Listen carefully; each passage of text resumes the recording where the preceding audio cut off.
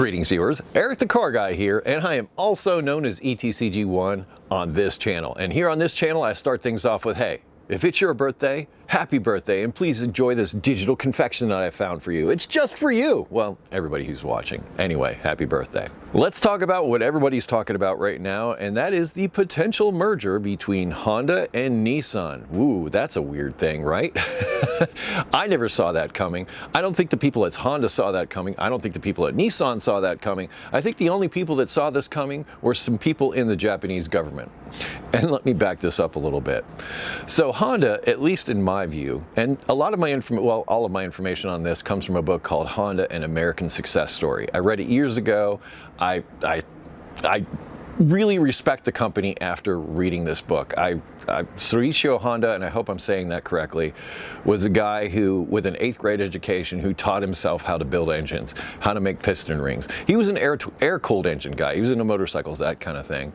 But when he went to the Japanese government and said, hey, I want to build motorcycles, the Japanese government was kind of like, nah, we got Yamaha, we got Kawasaki, we got people building motorcycles. We don't need any more motorcycles, so we're good. So he's like, okay. He got together with marketing genius, came over to America, and started building motorcycles in Marysville, Ohio, and that's where the genesis of Honda Motor Company began. Then that's why I see Honda as kind of an American company, even though it's, started by a Japanese guy, and a lot of the Japanese control all the purse strings and everything else. I still see it as very much an American company. That said, the idea that Nissan, which has been around, I believe, longer than Honda, would combine with Honda is kind of a mind trip in a way. And there's more involved with this. There's more companies involved with this, because I believe Nissan is also involved with Renault, which is a French company, as well as Mitsubishi, which has a long-established company in Japan. So Mitsubishi and Renault are sort of in this as well. And I haven't really seen a whole lot from Mitsubishi lately as far as the vehicles they're producing or anything like that. I don't know what they're doing. But as far as Nissan is concerned, they're kind of in trouble, and kind of have been in trouble since their CEO or chairman, or I'm not exactly sure, but the head of Nissan back in 2018, Goshen, I can't remember his first name. Anyway, I'll put it up on the screen. Anyway, this guy escaped prosecution in Japan by loading himself into a box on a private jet and flying himself out of the country. He really wanted to get away. And I think ever since then, Nissan has been kind of in a free fall. I mean, been kind of without a leader. They've been trying to deal with all that fallout from that situation, which I'm sure has been substantial. Not to mention, the Japanese government, I'm sure, has had an eye on Nissan ever since then, because, well, the guy slipped through their hands. They're probably not very happy about that. Also, through my reading about all this, I found out that before Honda was looking into this, Foxconn, which is a Chinese company, well, Taiwanese company that makes iPhones, was looking into purchasing Nissan. I think Japan has more of a problem with that than anything else, because if you know anything about the history of Asia, Japan and China haven't gotten along, like ever. I think they really don't like each other. So if there's a Chinese company coming in to possibly take over a Japanese company, I don't think the Japanese like that very much at all. And I think they went to Honda and said, hey, Honda, we need your help on this. We need you to merge with this other company. Despite the fact that, as I said, Honda, I feel, is more of an American company than a Japanese company. To them, it's like, help me, Obi-Wan, you're my only hope. We can't let this go to China. You need to start talking to these people. And in fact, I get this from the statement made by Honda's CEO. I want to get the name correct and the statement correct as well. Toshihiro Mibe, I think, I'm sorry once again for butchering that name, but when he was asked about the merger between Nissan and Honda, and this is the guy that runs Honda, his answer was, that's a difficult one. And that says to me that they never planned any of this. Like I said, I suspect somebody in the Japanese government came along and said, hey, Honda, and we know Toyota's all hooked up and they got all their stuff going on, but we can't have Nissan going to China, so you guys got to talk. I think that's what might have happened. I don't know for sure, but based on what I've read about how the Japanese government works, how Japanese companies seem to work, that seems like a plausible explanation. So it seems a political thing, but also, like I said, Nissan Nissan has the Leaf. They had a great electric program. Honda was starting an electric program with GM, the Prologue, and that whole thing fell apart. So Honda is behind in the EV game, but they're doing okay in the hybrid world. Nissan, I think, did really well in the affordable electric car market with the Leaf, but that is a very old model and aging out and all that kind of thing. So it's not the best option at the moment. I want to say that. Anyway, point is, I think Honda's doing all right.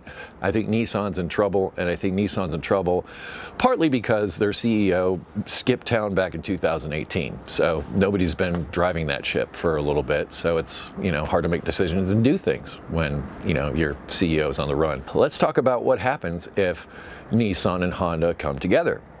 Could this be a good thing or a bad thing?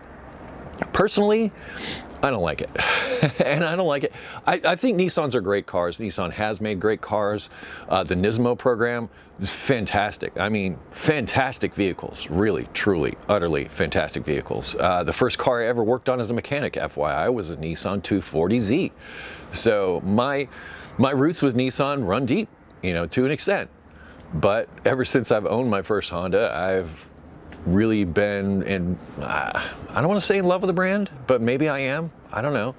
I'm not Honda Pro Jason level to where, I bleed little blue H's, but I have a Honda heart. I may be a car guy. I love everything that's out there, all kinds of things, but I've been partial to Hondas, and partly because of that story that I mentioned, Honda, an American Success Story. If you ever get a chance to read that book, read it, because the beginnings of Honda are really cool.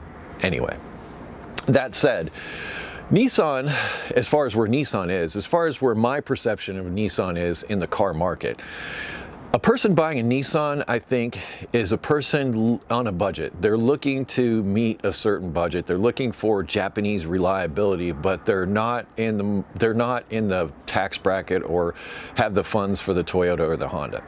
And I think those are the top tier ones. I think Nissan's in there somewhere, but they're more mid-level. And because of that, they have less revenue because I know they've got Infinity and all that kind of thing, but I don't know as far as how the revenue structure works out. If Nissan and Honda did merge, I think they would become like one of the third largest automakers on the planet. But let's talk about automakers on the planet right now. I hear Volkswagen's in trouble. We could talk about that in another video. But Volkswagen is massive in the German car market. I mean, they have their fingers in all kinds of pies, like Audi and everything else. It's not just Volkswagen that's involved with that. So the entire automotive industry right now is in a time of upheaval because we're all looking to change from internal combustion to zero emissions. Or, as somebody cleverly pointed out in the comments, remote emissions. I really like that phrase much better than zero emissions because many times we're getting our electricity from power plants that burn coal or something else. So that's burning fossil fuels. We're putting electricity into our car, which is having zero emissions, but to make that electricity, we made emissions. So is it zero emissions? Not really. I like remote emissions better. Anyhow, with that all coming around, the entire automotive industry right now is kind of going Home Alone, with the shaving cream on his face, or the aftershave on his face. Yeah, I think the automotive industry in general is having that Home Alone moment with Macaulay Culkin. This is realizing that putting aftershave on can be kind of stingy. I think that's all coming into play with this. I personally don't think a Honda-Nissan merger would be something I would look for. I don't know what would come out of that marriage. I really don't, but I'm not excited about it. I really am not. Also, I have sort of a personal connection to this because my youngest son just got a job at Honda as a software engineer. Now, he starts June 1st of next year, and he actually graduates in May of 2025.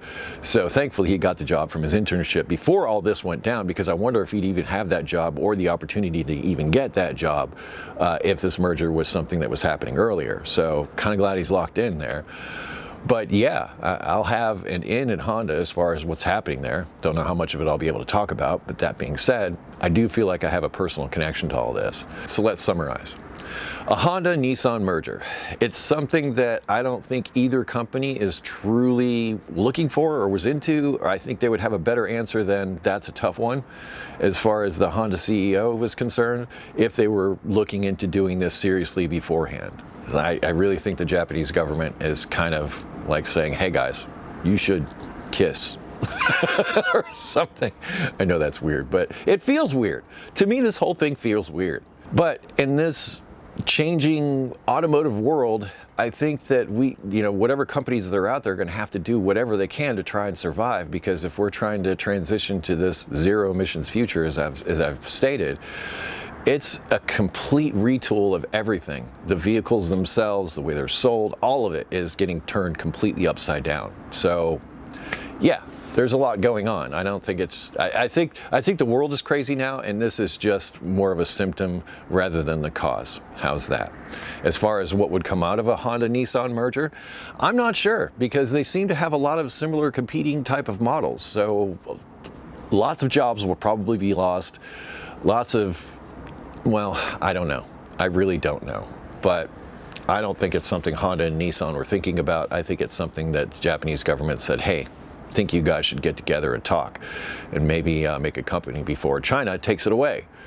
That's what I think. What do you think? I'd love to hear your thoughts down in the comments. That's what ETCG1 videos are about. They're about discussion. I start talking, you start commenting. Let's go, comment. Aside from that, I will put links in the description to additional information, stuff that I referred to in the video, additional articles and things that I found. So if you want to dig deeper into all of this and see the information that I looked at in order to present this information to you, description, go check it out. If you have automotive questions, I ask that you head to ericthecarguy.com. That will also be linked in the description for you. Thank you so much for watching today. Be safe, have fun, stay dirty. I will see you next time. Yes, I will. Well, I'll see the camera, then you'll see me. That's how it works.